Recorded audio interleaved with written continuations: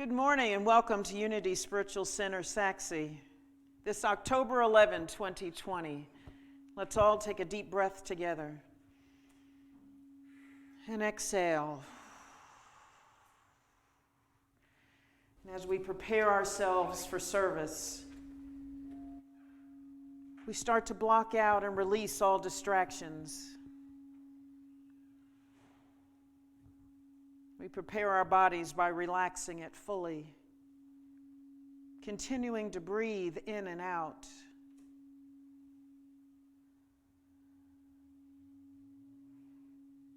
Shake off any tension you may have mentally, physically, emotionally. And allowing yourself to just drop into your heart space. That place where you hear the still small voice. That place where your awareness of the divine and aware of yourself as a divine expression is heightened.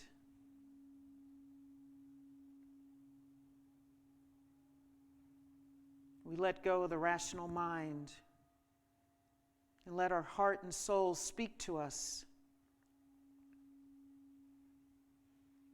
Breathing in life, knowing that breath is life. And that even as we are individual expressions of the divine, we are one body, one mind, one heart, part and parcel of the divine, the same force that created the heavens and the earth. And so we open mind and heart as wide as we possibly can, ready to receive what it is we need to remind us of our divine potentiality.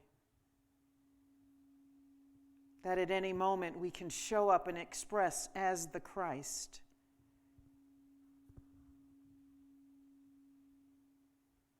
The perfect man, the perfect woman, where perfection is our divinity.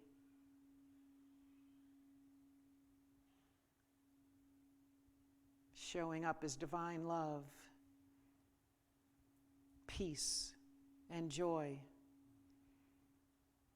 Let's take in one more deep breath together. Inhale, hold it at the top, and exhale. And now we sing our centering song, Spirit's Prayer.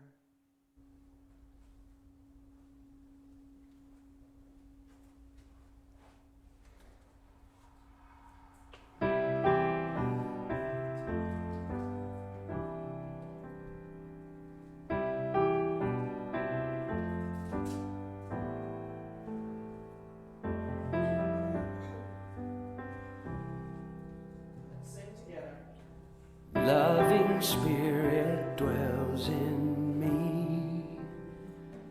This is my divinity. As within, so without. All I need is here and now. Where there's air, let me love. May I have no fear. All the power, all the glory, I surrender, let it be.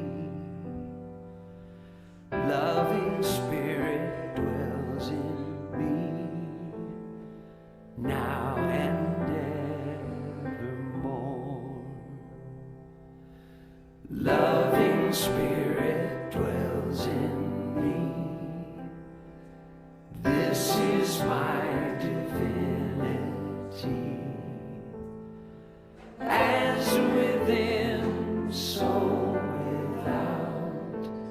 All I need is here and now. Where there's air, let me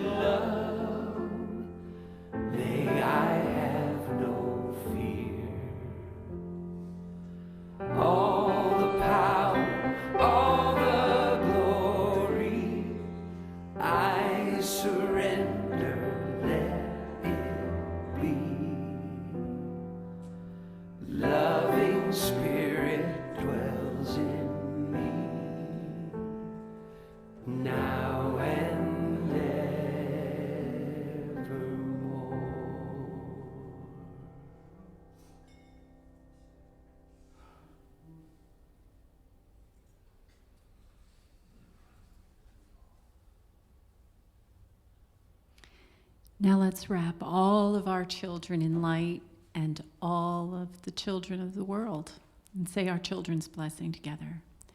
Children of light, we see you guided and directed by an inward spirit that leads you into the path that is right for you. We see you strong and whole. We see you blessed and prospered. We see you courageous and confident. We see you as the spiritually perfect beings you truly are. Children of light, we bless you. And our daily word for the day is prosperity.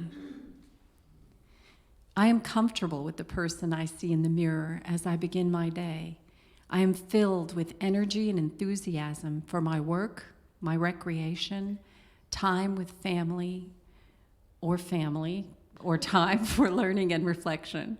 My gratitude grows throughout the day as I take part in activities I enjoy and spend time with people I care about. As I prepare for sleep, I am grateful for sleep. I am grateful for the blessings of a day well lived.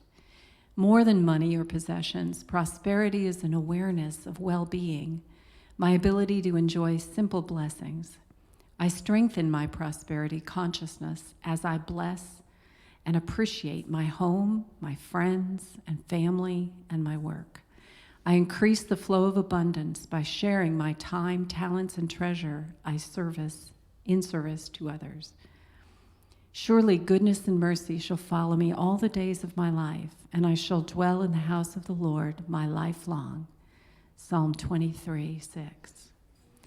And let's 3 times say together, I am prosperous as I enjoy my daily blessings. I am prosperous as I enjoy my daily blessings. I am prosperous as I enjoy my daily blessings. And now Raheem Klein.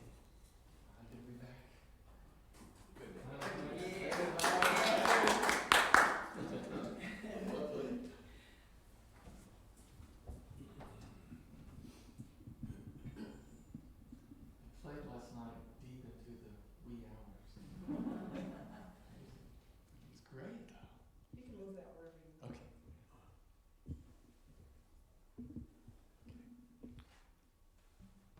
Okay. I got a special little thing here.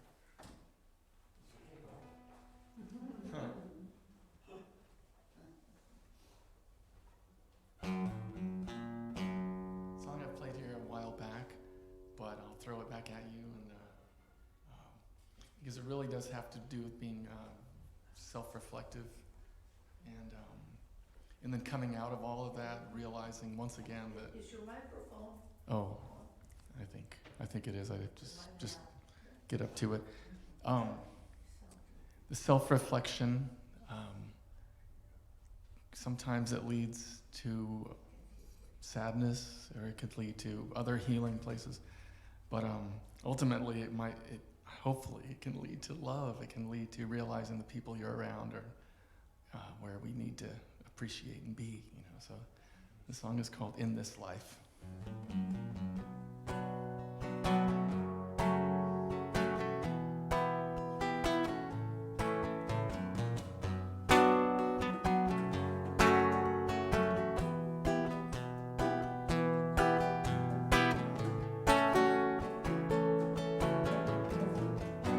I think I'm thinking way too much. People say I'm in a rush, and nothing really gets real done. And I know that there's so much to do. In this life we save what time can't erase. So maybe I'll get out of bed, set some goals, get ahead, fill this shelf with books I've read.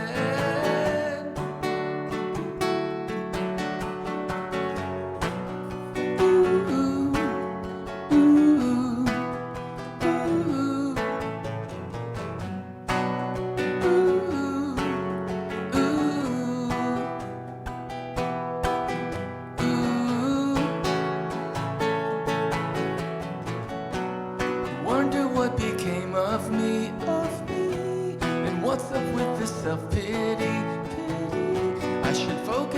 the love I see, 'cause I know that there's not really more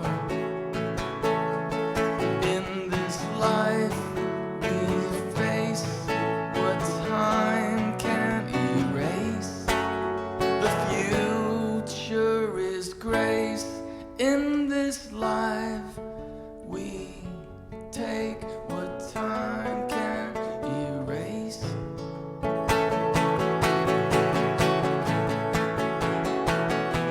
So maybe I'll get out of bed, build a birdhouse, bake some bread,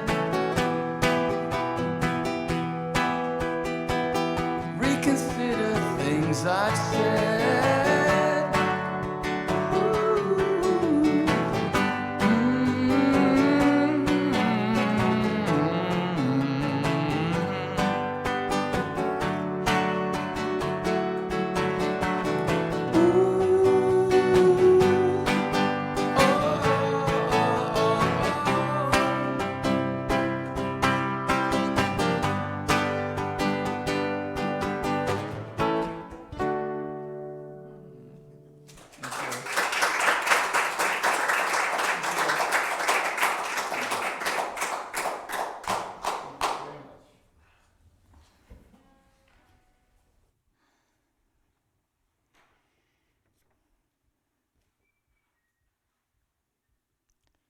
In 1995 in Rayford, Florida, Josh Nelson and Keith Brennan killed Tommy Owens by beating him to death with a baseball bat and slitting his throat.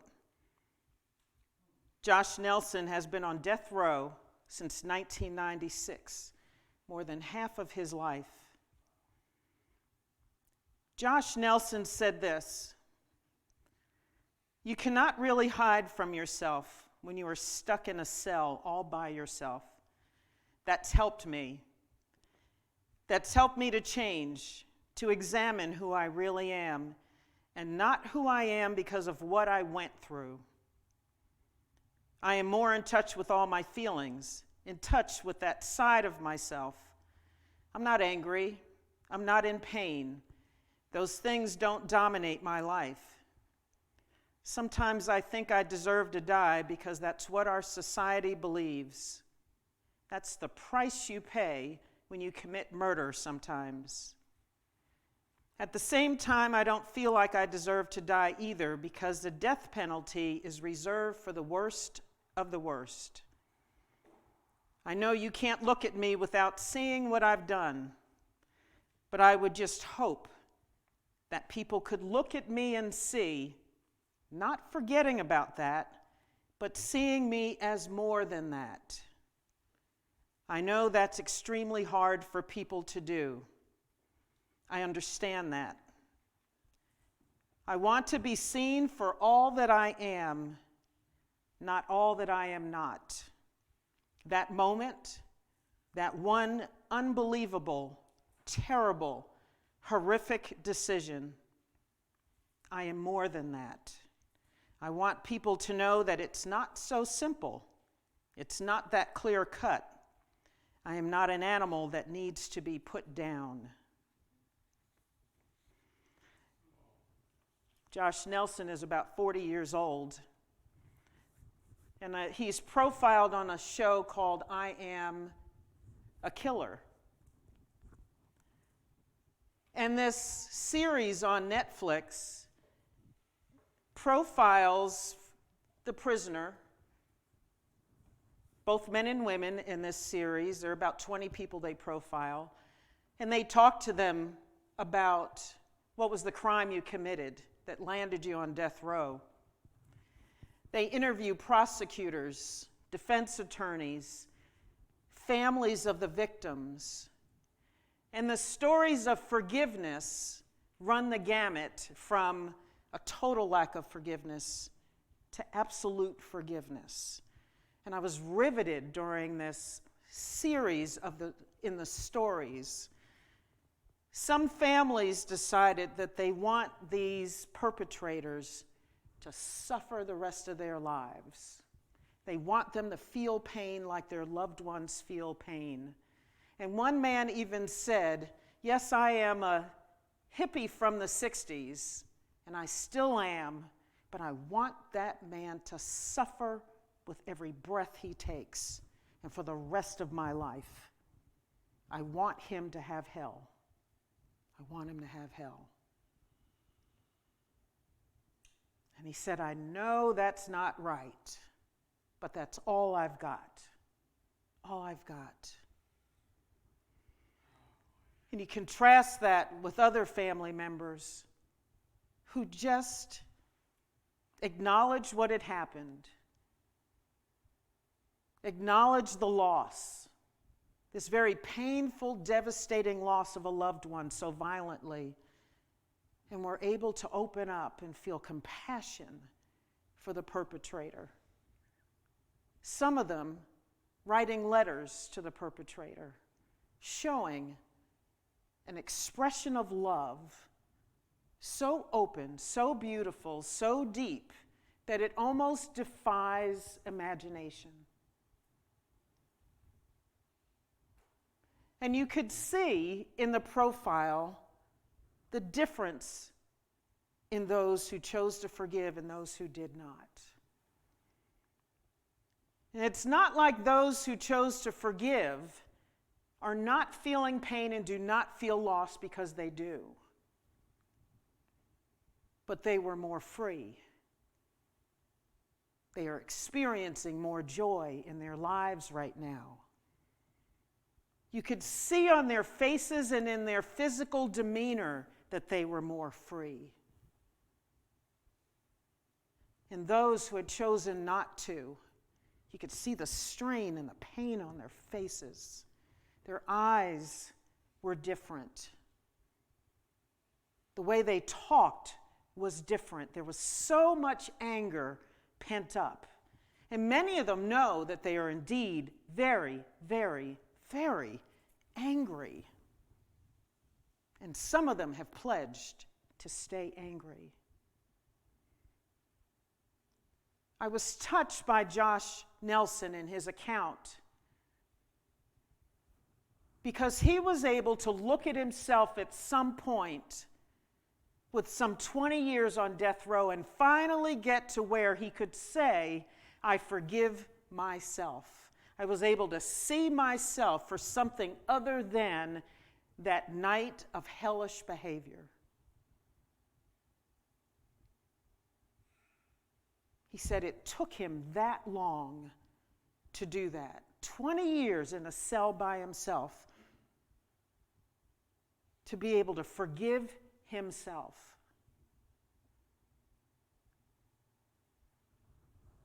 To forgive himself for taking a life. For torturing a man to death.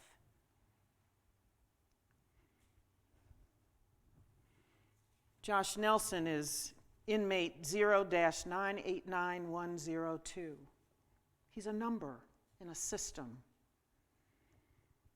Inmate 990142 is Charles Armentrout. In the late 80s, he shot his father 5 times. His father didn't pass away. And he did some time for that crime, and he was released. And his grandmother forgave him and took him in when he was released from prison. His own grandmother. And he was on drugs at the time and still living a hard life. And he ended up killing his grandmother because she refused to give him money. The same woman who forgave him for shooting her son. Charles Armentrout said it took him 15 years to look at himself, own his crime,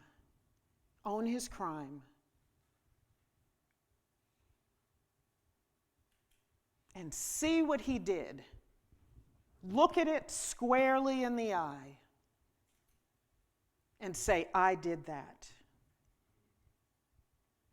And he said probably for the first 10 years after that crime, he went between reality and fantasy because he did not want to feel the pain of the realization that he had committed a crime and killed someone he loved, someone who loved him.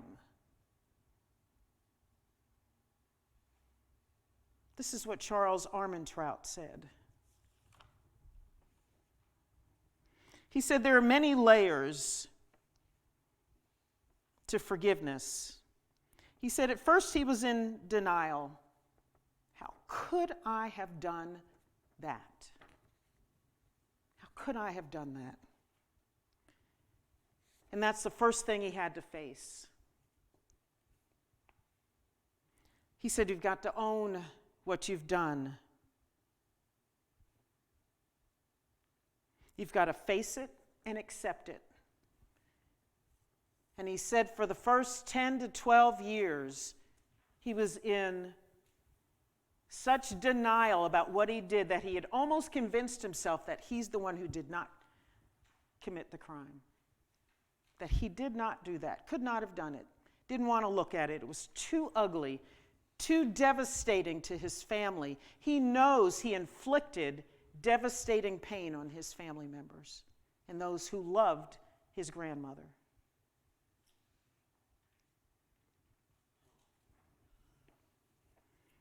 He said, you got to face it and accept it. He said, I could not, would not acknowledge it. He had buried the feelings so deeply that he was convinced it wasn't him. Could not face it. Couldn't face it.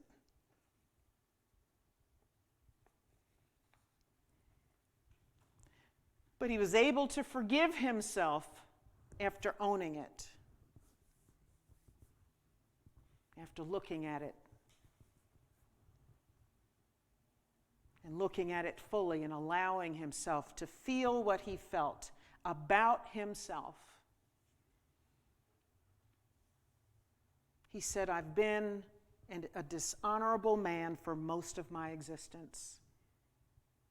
I will be dishonorable no more.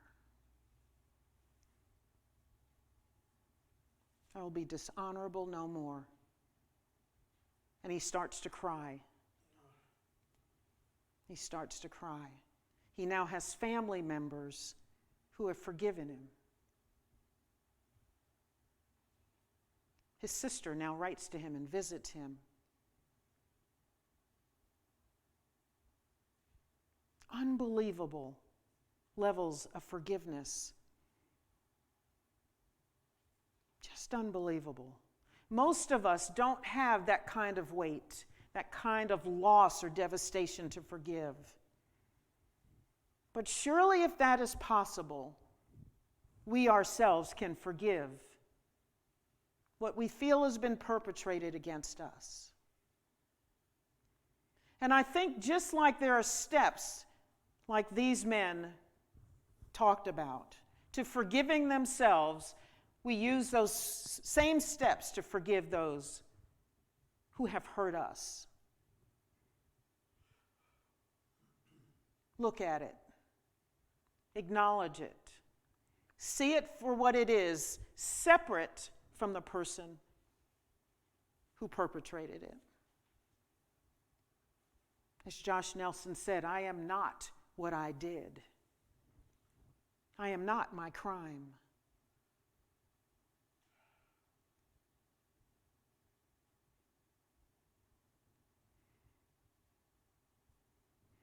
Charles Armentrout said we must feel what we feel about what happened. When you look something squarely in the eye, that's often why we don't, because then those feelings come up about what somebody did to us. We can't do anything about what we won't acknowledge. You can't let go of the feelings if you don't allow yourself to see what those feelings are and let them flood out of you and let them disperse out here. Don't keep them in here. Let them flow out. We all know what it's like to lose somebody But what if we lost them from that kind of loss, some kind of violent perpetration? How do you let go of that? And here are the perpetrators saying, look at it, own it, feel it, acknowledge it, and let it go. I know in my own life, I got to forgiveness when I could have compassion for the person who I thought hurt me. When I got to compassion. And I realized, just like Josh Nelson said, that this is complicated. It's not so simple. That there is somebody with a heart, somebody with life behind what has been done. And they are not what they've done. Here in Unity, we believe that we are all expressions of the divine, and we still are an expression of the divine, even when we murder and torture. Doesn't make you less of an expression of God. It just means you don't know what that is. And if you've either decided not to, or you don't know that you are an expression of the divine. You don't know what to do with that, possibly. Charles Armentrout realized at some point of his life that he knew that he needed to walk a different path, and he decided not to. He knew that that was a rational decision he made. He says in that documentary that he knew that he was either going to end up in jail or dead if he continued on the path he had. And now he's on death row.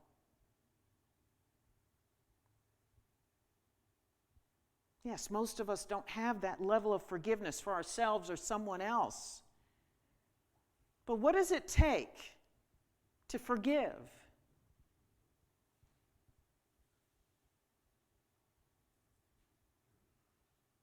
What does it take to forgive? And are we willing to forgive?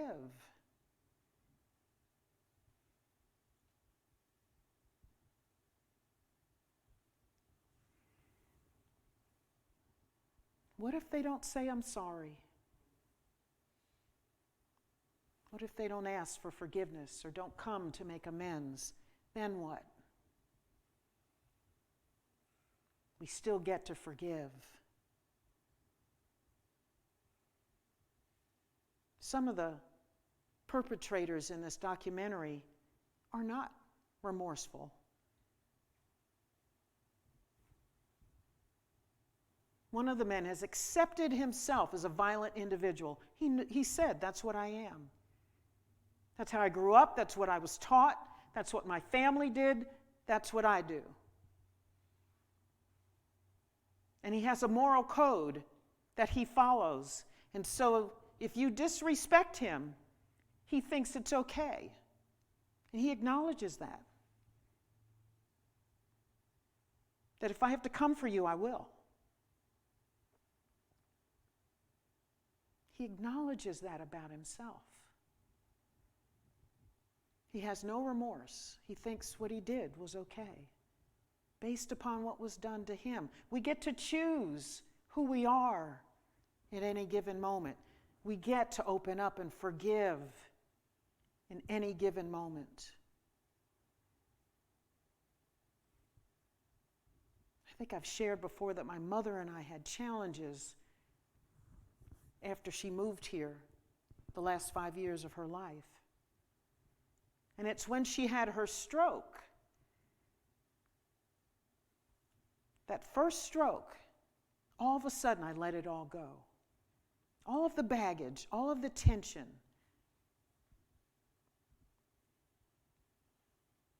Because I had compassion for her as another human being that needed somebody to care for her and to shepherd her through whatever this was in her life after that stroke.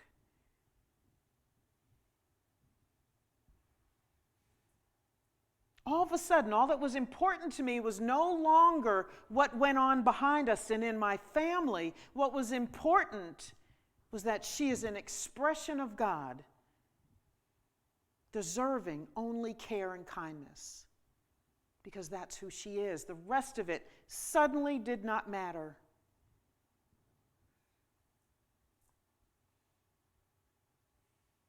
It didn't matter anymore to me. It could have. I could have held on to it, because we had had no discussion about it. But suddenly I realized it was gone, because I had compassion for her.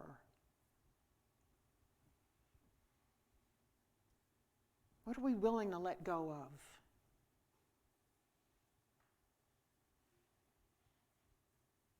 Who's hurt us? Who's hurt you?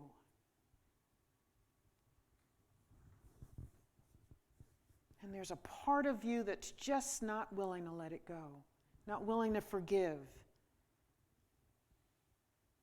And yes, again, they may not own it. They may not own the pain they've caused. They may not make amends. But can you find love? That love with a capital L, that love that is God, that love that permeates everything, that bears all things, that heals all things. Are you willing to be that? Look at the pain that's been caused. Feel the pain that's been caused. Have compassion for the one who perpetrated the hurt, and move forward in freedom. Unchain your heart.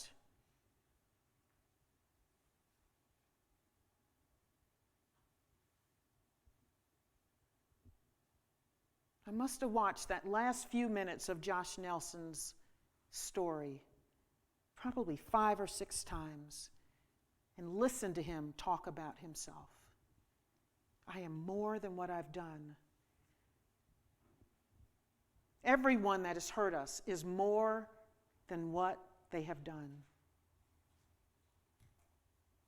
We are more than victims.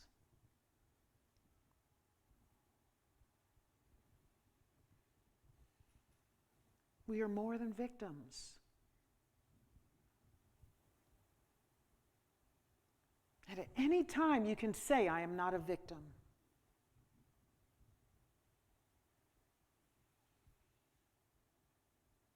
At any time you can say, I am not a victim.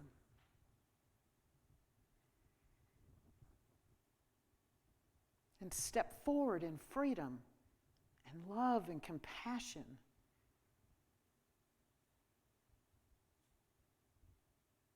It took these men over a decade.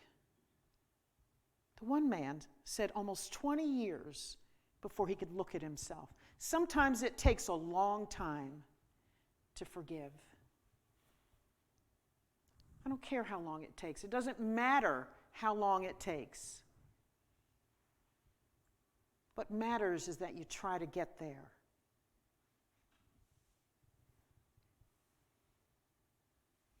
All that matters is that you're willing to let it go at some point. And no, it doesn't mean that you forget or that you want to share space and time with this person. It doesn't mean that. It just means you cut the emotional tie, the mental tie. It means you disperse that pain, surround it in love, and let it dissolve. Let it drain out of you.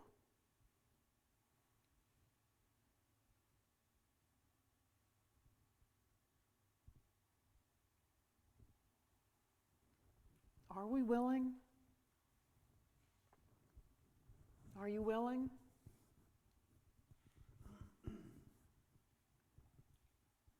There are times when I have not been. And I suffered because of it. I suffered because of it. It had nothing to do with the person who hurt me. I don't know if they lost a wink of sleep after what was done. They might not have. They might not have ever thought of me again. They might never acknowledge what they did, because most of them I've not seen ever again. But forgiveness allows us to free ourselves and our hearts and have more energy for what we're called to do in this life, which is to be love. Which is to be love.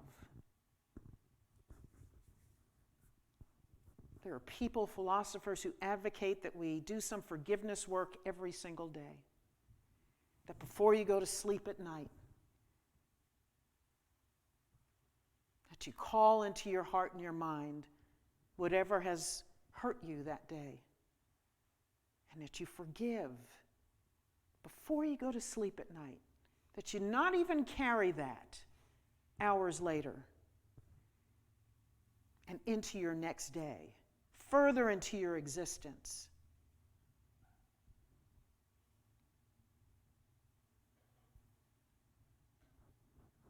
How much more freedom would you have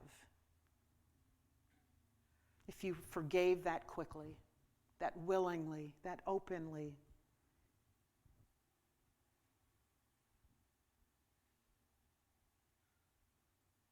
How much more love would you have to give? How much more peace would you have? How much better would you sleep if you're able to forgive? Because surely whatever it is that you hold on to rides inside you.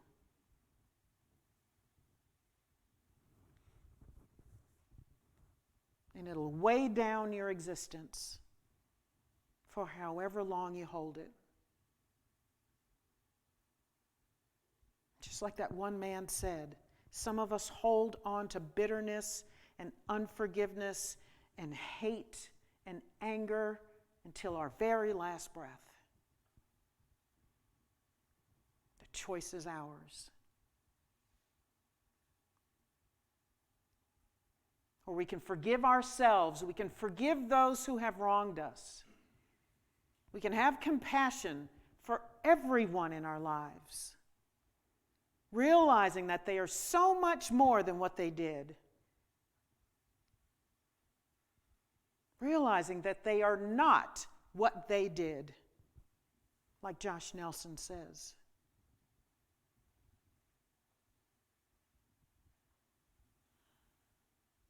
Forgiveness.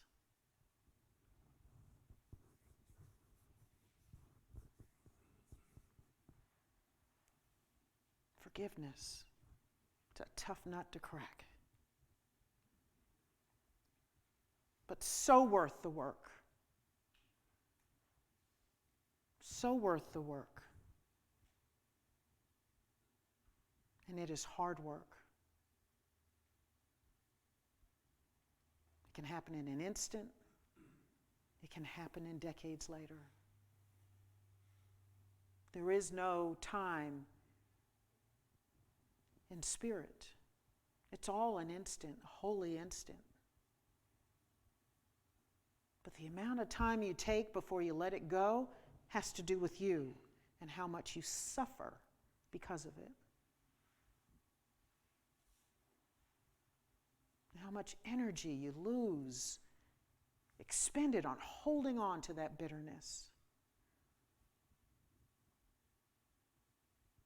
Doesn't have to be that way. Doesn't have to be.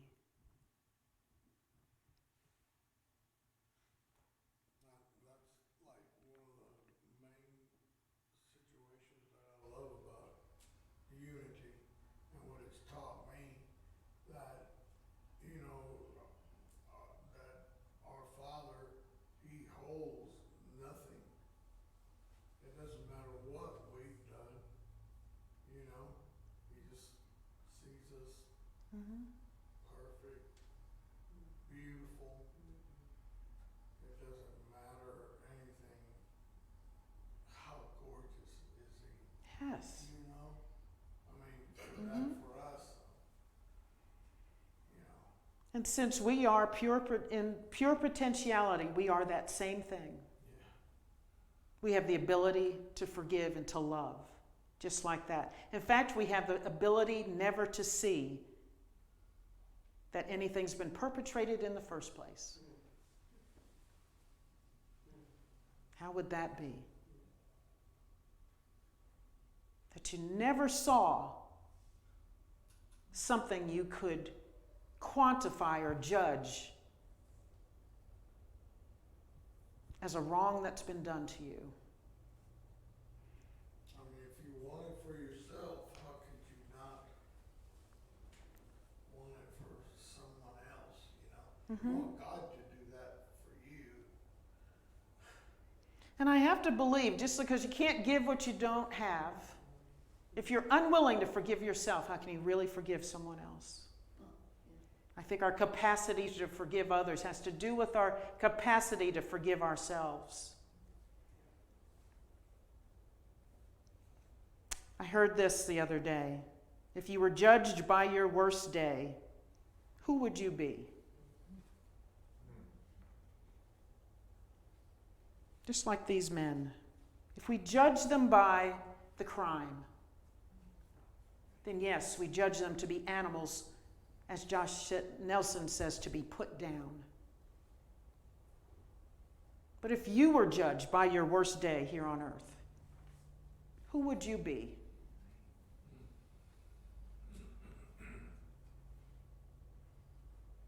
So I think the question is, can we stop judging and just forgive and just love? Stop judging the other person. Stop judging ourselves and just love. Guilt is like a cancer to our mind. Mhm. It is. It's out to you. It's like a veil of nothingness, really. That's right. That is there Mhm. that make us feel so miserable and so guilty Yeah. of something something that must be forgiven. Mhm. That's something that must be forgiven and recognize that, you know, letting it go, Yeah. forgiving myself. What if we did not judge Oh, man. and there was only love? Let's take this into meditation. Let's take a breath.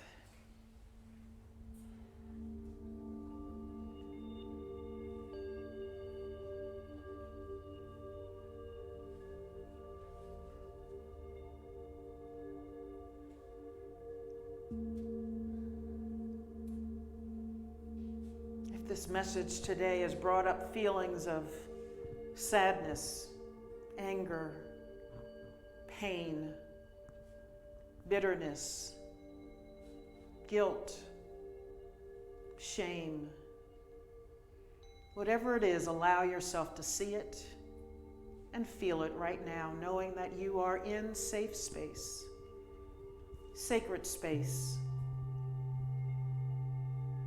amongst your spiritual family who loves and supports you.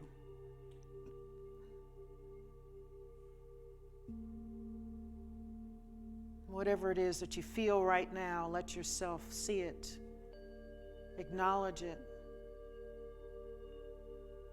look it squarely in the eye.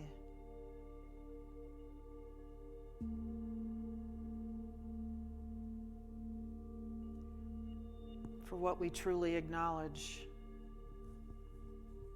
we can heal.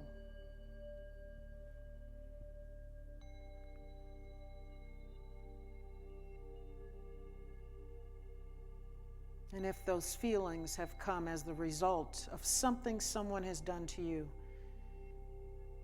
first ask yourself if you were willing to hold them in your heart right now. It may be a relative, someone you considered a friend, a colleague, or someone you don't know but had some interaction with.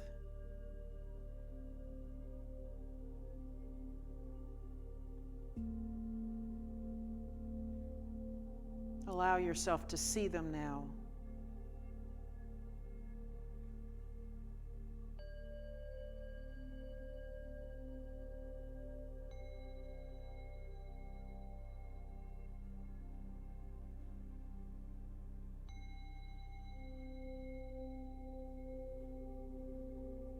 And in the midst of knowing what they have perpetrated, separate that from who they are.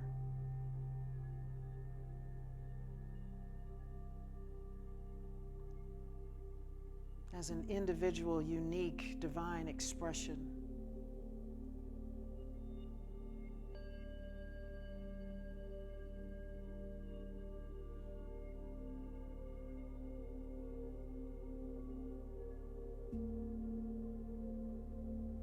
And even if you can't see them as that, 100%, just crack open the door of your heart, allowing in even the smallest pinpoint of light.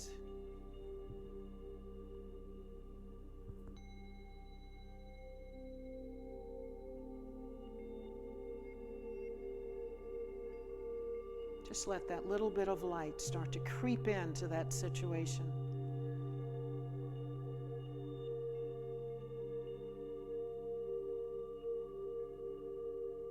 And just breathe into this feeling, knowing that you and whoever it is that you are acknowledging in your heart and mind right now, that both of you are divine expressions. That at your core you are love, unconditional love, infinite love.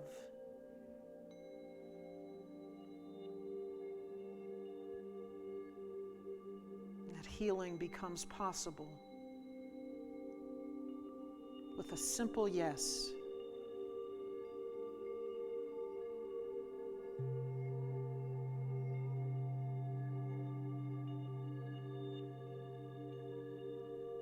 And if you are able to, just let whatever was done, whatever was perpetrated, to slip away and only see the person, only see their heart.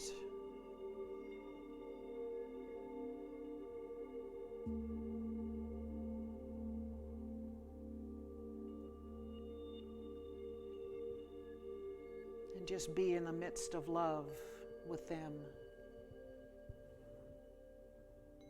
Be in the midst of love.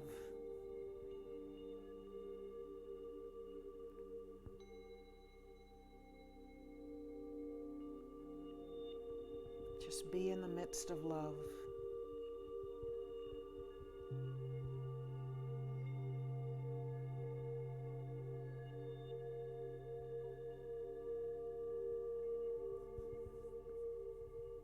And if you're willing and you just have a little pinpoint of light seeping into this darkness, allow that light to expand and grow as you are comfortable and willing in this moment.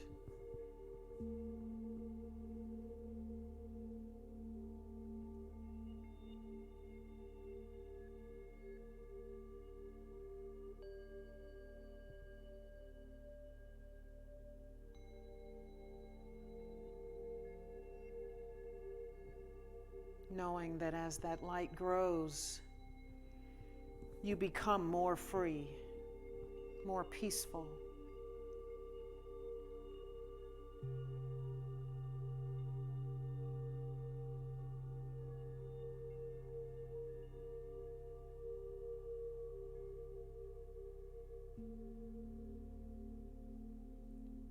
as you begin to heal and forgive, you extend grace, kindness, compassion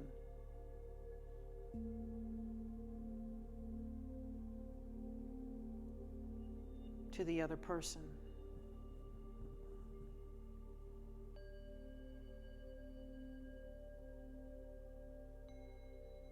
And just breathe, breathing in love.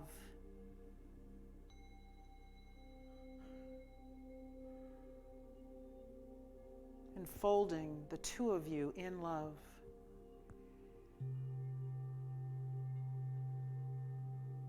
Allowing that light to continue to expand and grow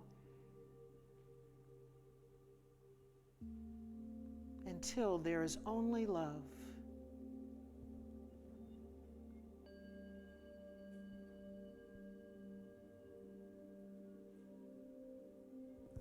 All things are possible.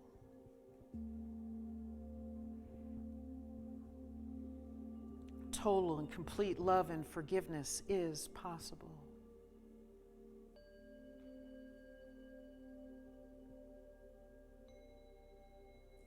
Let's take a deep breath together. Inhaling love, exhaling now, only love. Breathing love into that situation, into that person. Feeling yourself become more free. Feeling yourself become more peaceful.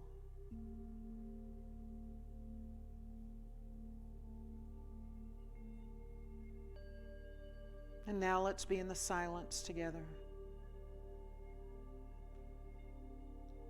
Breathing love, radiating love.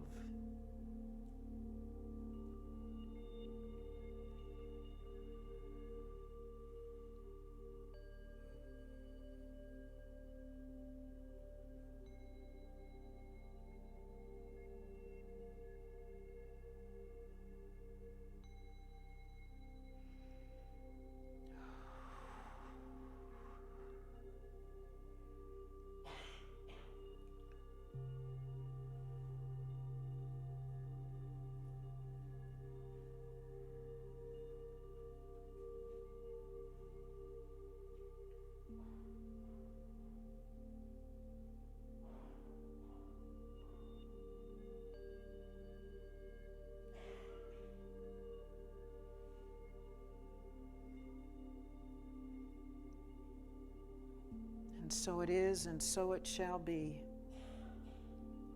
Amen.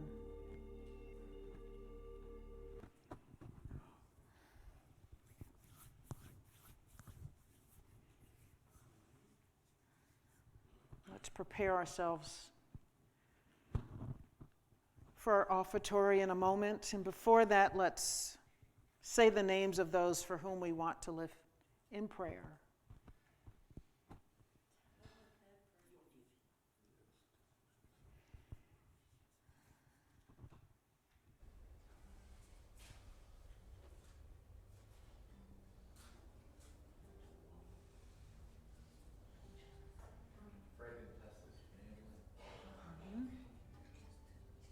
For Eddie and Reba, for Harper. Ben, Tessa's daddy Ben, or Bud. I think it's Bud. Roy. Joyce.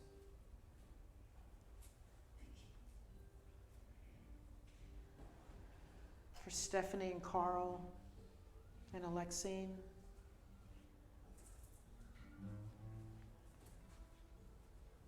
For Jim. For Melissa.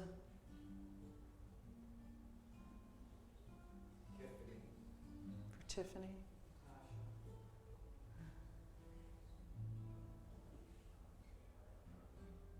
For Vicky High's family and friends.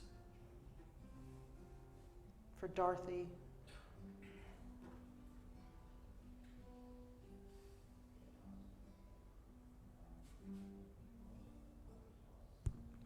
For all those who are incarcerated, for those who are on death row,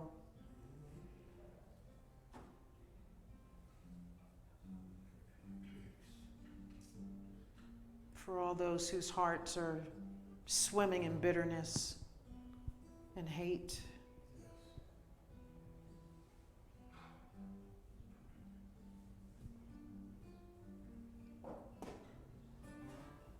And so we know that all those we've named, and even those that we hold in our hearts who are not named in this moment, that they are whole, perfect, and complete.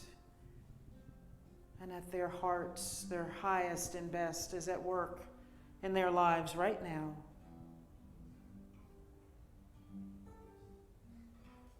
And so it is, and so it shall be. Amen.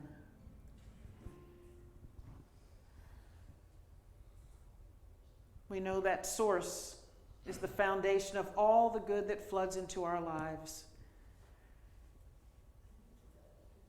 And so in that spirit, we now recite our celebration of giving. Together, divine love, as me, blesses and multiplies all the good that I am and have, all the good that I give and receive, and so it is. I think it's fitting to replay this song. If you'll hold out for a little bit, it kind of distracts me a little bit. I played this a few times back, maybe the last time, and I think you mentioned that it really reached you. But it's kind of the ultimate forgiveness song that I kind of just concocted or wrote or came to me.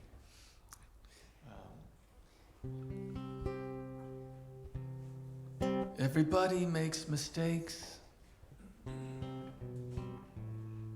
Everybody lies and tries to hide it. Everybody finds themselves in a fix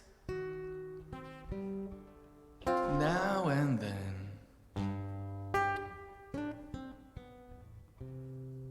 Everybody takes the cake. Everybody shows up way too late. Everybody's missed the most important day of someone's life.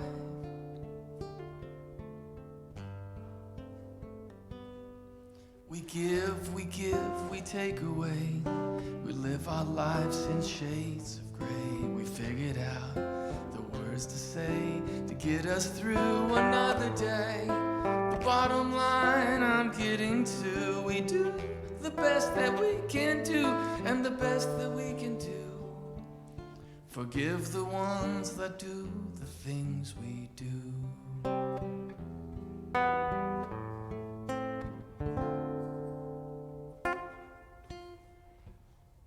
Everybody loses face. Oh, everybody overestimates. Everybody is so realistic with somebody else's dreams.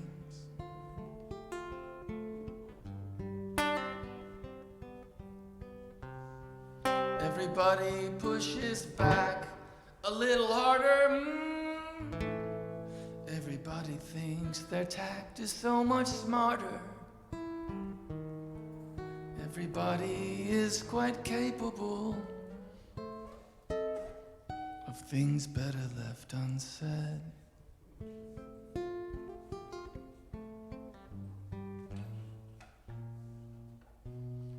We give, we take away. We live our lives in shades of gray. We figured out the words to say to get us through another day. The bottom line I'm getting to, we do the best that we can do, and the best that we can do. Forgive the ones that do the things we do. La la la la la.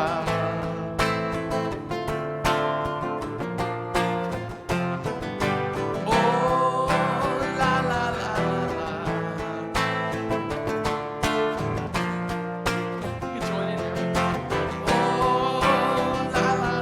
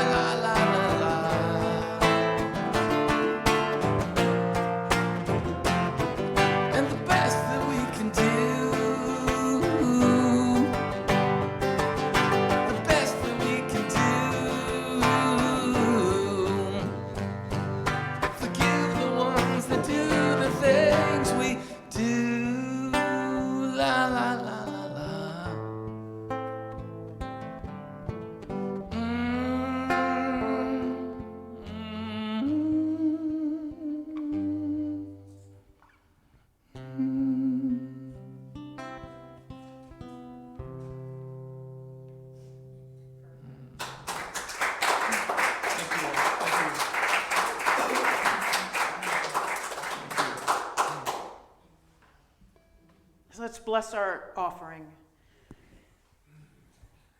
We are deeply grateful for all the time, treasure, and talent that floods into this community, enabling us to do our perfect work, both here within these walls and around the world, with this message of peace, love, joy, and prosperity.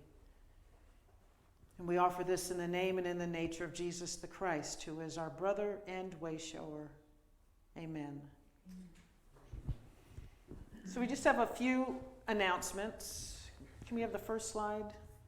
Will you do another song for us before we close today? Okay, great.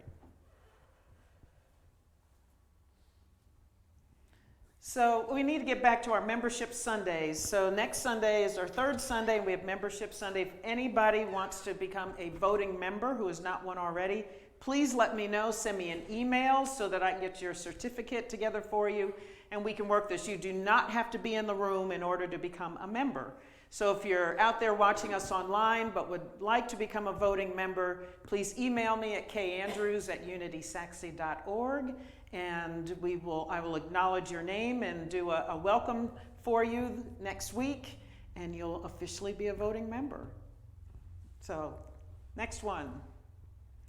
Next Sunday, we have a guest speaker and musician, Charles Holt, who is a wonderful speaker and singer. He was in The Lion King on Broadway, just a fantastic voice.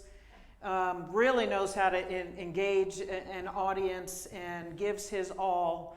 He sang a song years ago at Unity of Dallas when I was still there. It just made me weep. Oh my gosh, he's just phenomenal. So you want to be here for that. So again, he's doing both speaking and musician next week, and he'll be back in November as well. That's Charles Holt. He's wonderful. Next slide. So on Sunday, November 8th, we're going to have a picnic after service. It's bring your own picnic basket. And if you would like a libation, you may, adult beverage, it's up to you. But bring your own food. We're just going to have it casually. Bring your own lunch, lawn chair if you want. We can do it either tailgate style out here on the parking lot, and we'll just have some food. Raheem's going to stay. He's singing that day. He's going to stay, so we'll have music together during our lunch. So we're just going to have a good time. So even if you're watching us out there and you have not been here before, come join us. It's just a time for us to get together, have a great time with one another, enjoy each other, and we can socially distance and everything else while we're outside. We should have good weather, and if not, we'll come inside and just divide up. But we're going to have a good time together. It's just we haven't had a get together and a meal together in a very long time, so it's about that time. So November 8th. And is there anything after that, Quentin? Oh, if you didn't already see, we do have our new logo is up in the window in the attic, and so drive by at night and take a look at it. It's beautiful. It's beautiful. You got to see it at night. And now we have our prayer for protection. Let's recite together. The light of God surrounds us. The love of God enfolds us. The power of God protects us. The presence of God watches over us. Wherever we are, God is, and all is well. And then we'll do our mission and vision. So let's stand in all our power and might. Together, we are Unity Spiritual Center Saxe. We are a thriving global community of spiritual seekers, transforming lives through love and the expression of our innately divine gifts. Our mission is to inspire spiritual and personal growth through the teaching and demonstration of unity principles toward the realization of living our best lives. And now an affirmation. Divine wisdom is at work in every area of our lives right now. Divine wisdom is at work in every situation right now. Divine wisdom is opening ways where to our human sense there is no way. everything is always working out for us. Take us home, Raheem Quasi.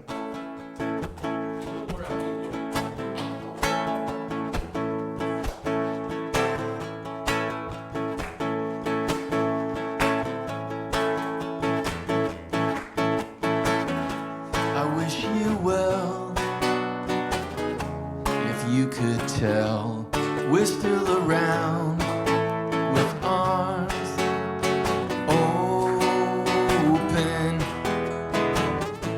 But just in case you wanna see our face, is here. Eyes for you and I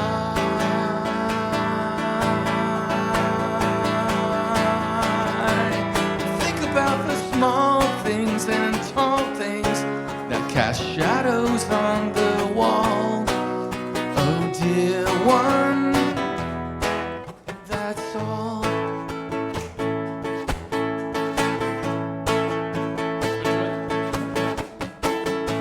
I wish you well. There is so much to tell you, like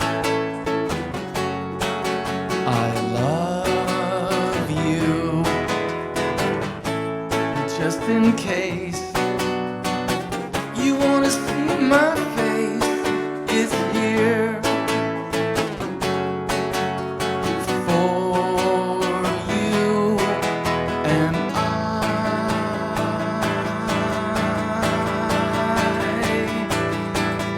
think about the small things and tall things that cast shadows on the wall.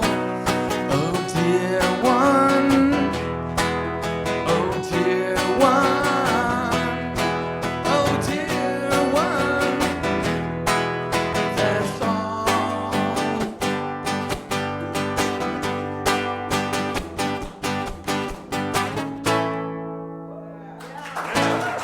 Thank you very much. Thank you. Thank you. Have a wonderful Sunday. Thank you so much for spending your morning with us. Have a glorious week.